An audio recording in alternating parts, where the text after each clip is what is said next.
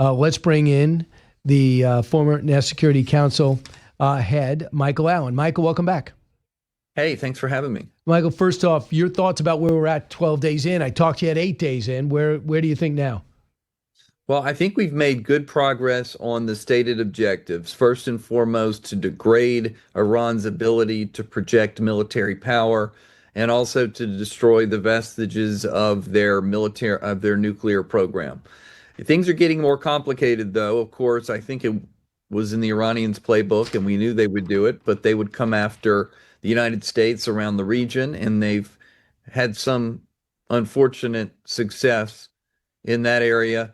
And they're also doing what we expected in the Straits of Hormuz. They are trying to use all cards that they have to put pressure on the United States, either by way of sending U.S. troops home in body bags or trying to raise the price of oil to put pressure on President Trump to stop the campaign. Right.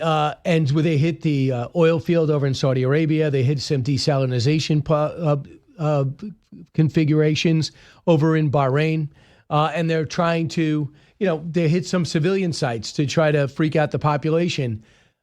Do you think it's time for some of the Gulf states to take offensive action? So I don't think we need their help, but I'm a little surprised that they didn't want to get out there and do it, at least to demonstrate to their publics that they're tough and they're not going to take this lying down. I hope to read very, very soon that we're able to use their airspace, that they are lending us any other assistance or logistical support that we might need. So I think it would be powerful symbolically. I still hope they would do it. I don't know that we need it militarily, but if I were them, I would do it. And so, I guess it shows their population they're willing to fight. I think that's important too.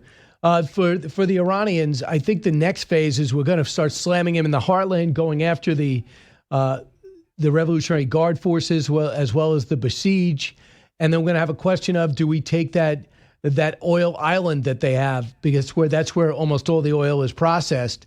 Do you think that the Israelis and the U.S. forces can do a job on the ground without being on the ground?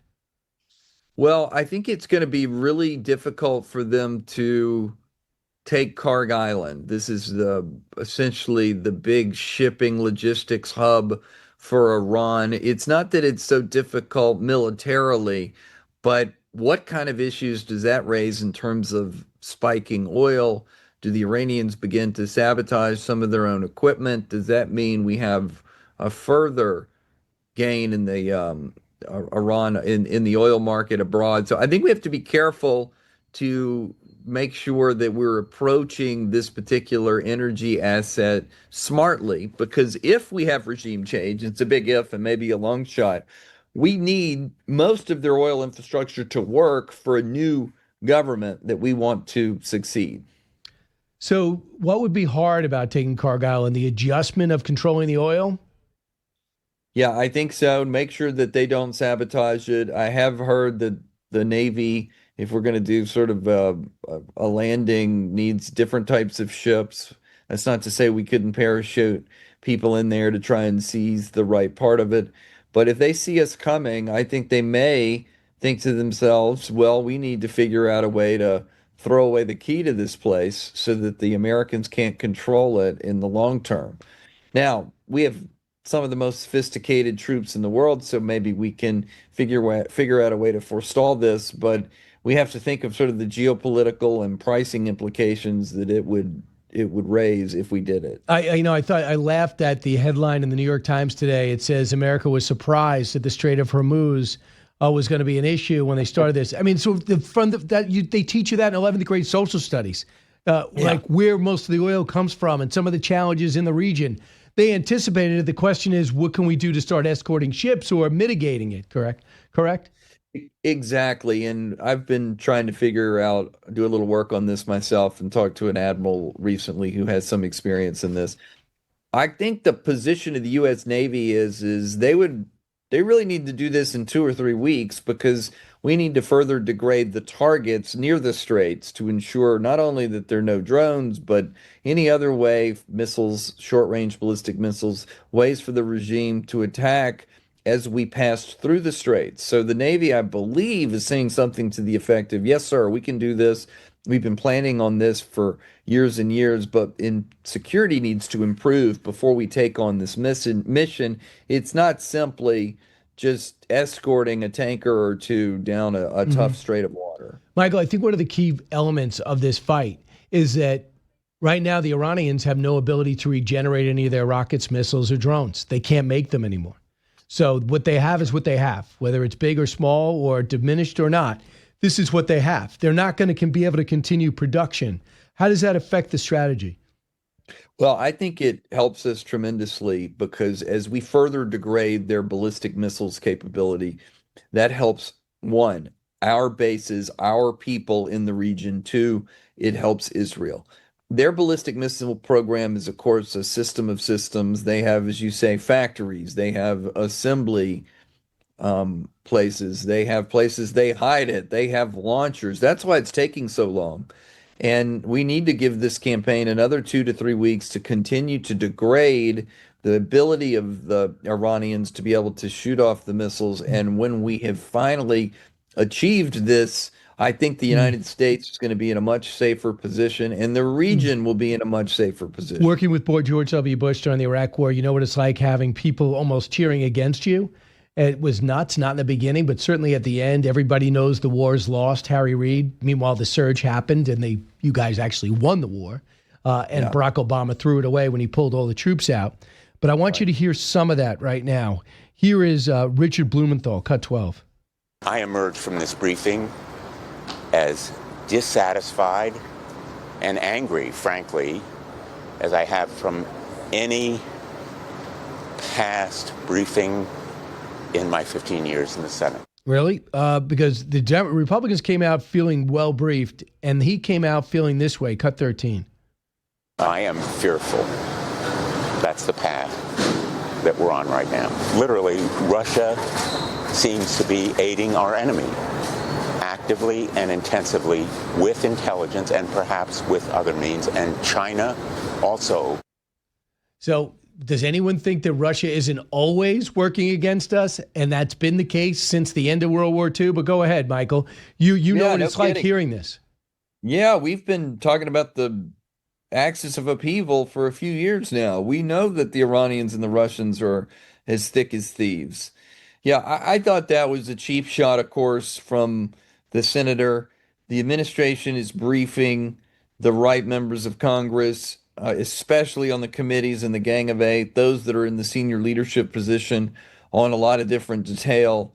I think that it's really not a tough call to make that we're succeeding so far in our objectives. We talked about nuclear. We talked about their conventional military infrastructure that we're degrading. So I think we're doing very well so far. I see the Secretary of Defense and the Chairman of the Joint Chiefs of Staff briefing the nation from the podium. I'm so glad to see that. So I think the administration is really getting out there and explaining this to the American people. I know it's a difficult job, and when you make decisions, you're always going to have critics, regardless. And yet people also, like, I look at the squad, I think they're rooting for the other team almost on a daily basis. I really do.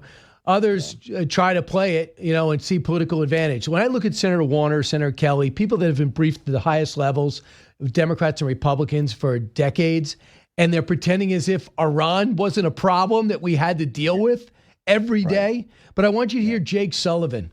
People say he's brilliant.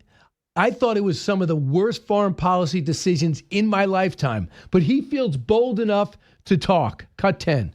When you engage in diplomacy, even with your most implacable adversary, and you make a demand of them and you say, do this and I will give you nothing for it, the odds that they're going to say, okay, sure, I'll go along with that are quite low, even in the face of a military threat. So I think any diplomacy with Iran will have to involve a quid for the quo, will have to involve some measure of sanctions relief. Now, that can be metered, it can be tied to performance metrics, but I think it is not logical to think we could have a diplomatic deal that didn't involve the U.S. engaging in some form of sanctions relief. I think that has been true in diplomacy since time immemorial. So do you think that? I think that he's being disingenuous here because he's presuming that the Iranians wanted to reach a deal with us. They didn't want to reach a deal with the Biden administration. They embarrassingly bent over They did. backwards the entire term to try and get them back into the Obama era Iran deal. Iran stiffed them. They didn't hardly talk to them. They wanted nothing to do with all the blandishments that the Biden administration was trying to offer the Iranian regime. And we are offering our team, the Trump administration, was offering them at least two things. We won't strike you militarily. And there was the implicit thought that you would eventually get some sanctions relief. So I think he's off base and being disingenuous on this. Plus, listen to Steve Witkoff. He says he was in the meetings with the Iranians and didn't believe they were serious at all. I don't think it was in their nature to compromise. They were never going to do it. And this is the path we're on. And Michael would have believed that what he said, and I do. Steve Witkoff said they had 400 plus kilograms of uranium enriched, and they had enough to make 11 bombs. That's really not a great way to start productive talks. Here's more from Jake Sullivan, Cut 8. I do not believe that this has made America safer. And I don't think that those tactical gains are actually going to convert into long-term security gains for the United States, not by a long shot. Joe asked me to kind of gamely make the positive case. And I think the most positive thing you can say is we made some tactical operational gains because we have a very effective military. I think strategically, this has so far been a huge setback for the United States because all of the advances, we've made no advances in this war on the nuclear program, as I've said, and the advances we've made on their conventional capabilities can be reversed relatively rapidly by Iran reconstituting its ballistic missile program and its drone program. So I think it's incremental on the gain side and it's significant on the cost side. Well, listen, they have a ballistic missile program. We have to degrade it. That's what we're doing here. It's true. Maybe later down the road, we're going to have to continue to make sure Iran is in a box and can't threaten the United States and our interests in the region. But it doesn't make any sense just to say we're going to do nothing. It doesn't make any sense for us to just get back and try and beg the Iranians to get into some sort of arrangement with us, especially given their track record of cheating. So I think he's wrong-headed about it. He's looking for ways to fault the president, and I don't really think it's persuasive whatsoever. Michael, how about the fact that as long as you leave Iran in power and flush with money, Hezbollah and Hamas will always be a problem, and there'll be unrest in a roiled Middle East, especially with our Israeli ally. And then you extrapolate that out. They don't really consider Israel an ally. Jake Sullivan was not working with Netanyahu, barely at all. That's right. That's right. They were trying to figure out ways that they could criticize Israel in the middle of a war. And I don't know if they intended to do this or not, but they gave comfort to Hamas because Hamas didn't feel like they needed to compromise as long as the Biden administration was known to be unhappy with Netanyahu or was just outright criticizing them. So through their own hubris, they extended the war. And so I'm not sure they have a lot of qualifications here to talk about how to get rid of the head of the snake, which ultimately funds. They fed the snake. Michael Allen, thanks so much. And I guess I wanted to play it, but Jake Sullivan, as they say, sit this one out. Back in a moment.